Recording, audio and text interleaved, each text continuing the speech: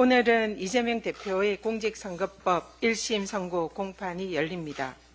사실관계나 법리에 의하면 명백한 무죄 선고를 기대합니다. 국민들과 기자 여러분들께 왜 법리에 의해서 이재명 대표가 무죄인지 간략하게 핵심 요약 정리를 말씀드리겠습니다. PPT를 봐주십시오. 먼저 공직선거법 규정입니다. 공직선거법에 의하면 모든 허위사실을 처벌하는 것이 아닙니다. 법에 규정되어 있는 한정된 내용에 한해서 거짓말을 할 경우에 처벌합니다. 그 내용으로는 출생지, 가족, 신분, 직업, 경력, 후보자 측의 프로필에 관한 사항이 대부분입니다. 그중에서 후보자 측의 행위에 관한 허위사실 공표가 규정이 되어 있는데요. 이재명 대표의 공직선거법은 이 행위에 관한 사유가 법적 쟁점입니다. 기억, 생각, 의견은 선거법상 처벌 대상이 아닙니다. 방금 보여드린 선거법에 규정이 없습니다. 그렇기 때문에 이 선거법의 구성 요건에 해당하지 않습니다. 그래서 김문기를 개인적으로 좀 아십니까? 라는 질문에 성남시장 시절에는 몰랐습니다라고 답변하는 것은 주관적 인식이고 기억입니다. 그렇기 때문에 공직선거법의 규정 대상이 아닙니다. 그래서 처벌 대상이 아니다라는 말씀 드립니다. 또 심지어는 이재명 대표를 수사했던 검사가 몰랐다, 기억나지 않는다. 이것은 주관적인 인식의 영역인데 이것을 허위라고 볼 수 있는가? 그래서 왜 이것을 고발했냐라는 취지로 참고인 조사에서 고발인 측에게 질문을 했습니다. 수사 검사조차 이것은 공직선거법 위반이 아니다라고 자인한 것입니다.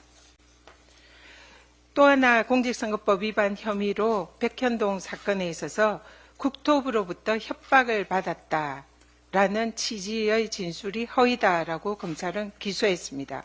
그러나 국토부로부터의 협박, 이것은 행위로 보더라도 이것은 제3자의 행위입니다. 공직선거법은 행위는 후보자의 행위, 후보자 측의 행위만 처벌합니다. 그렇기 때문에 제3자의 행위는 처벌 대상이 아니기 때문에 선거법상 처벌 요건에 해당하지 않습니다. 헌법재판소도 같은 취지의 판결이 있습니다. 그리고 더 나아가 협박을 받았다라는 것은 후보자의 인식입니다.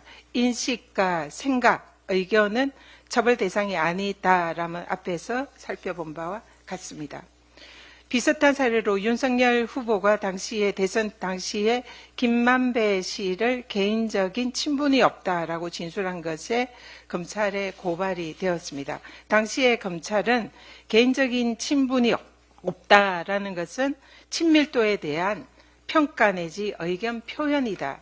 마찬가지로 행위에 속하지 않고 생각이나 의견이기 때문에 선거법 위반이 아니다라는 사유로 불기소를 했습니다.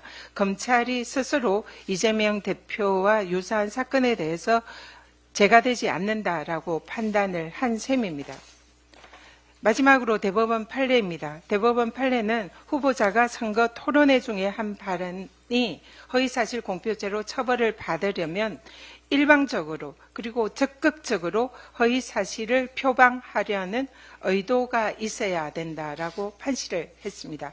토론회 도중에 국정감사장에서 상대방의 질문에 대해서 답변을 하는 과정에서 나온 그 답변이 대법원 판례에 의하면 일방적이고 적극적인 표현이 아니다라는 것은 삼척동자도 아는 일입니다.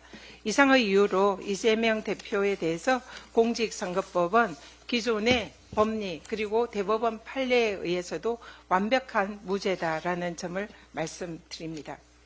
제1야당 대표에게는 없는 죄를 조작하고 억지 기소하고 권력 실세 윤건희 부부에게는 있는 죄도 덮어서 면죄부만 남발하는 정치검찰의 이중적인 행태는 반드시 국민의 심판을 받게 될 것입니다. 아무리 국민의힘이 사법부를 겁박하고 검찰이 야당을 탄압해도 결국 진실과 정의는 승리합니다. 민주당은 국민과 함께 끝까지 싸우겠습니다. 이상입니다.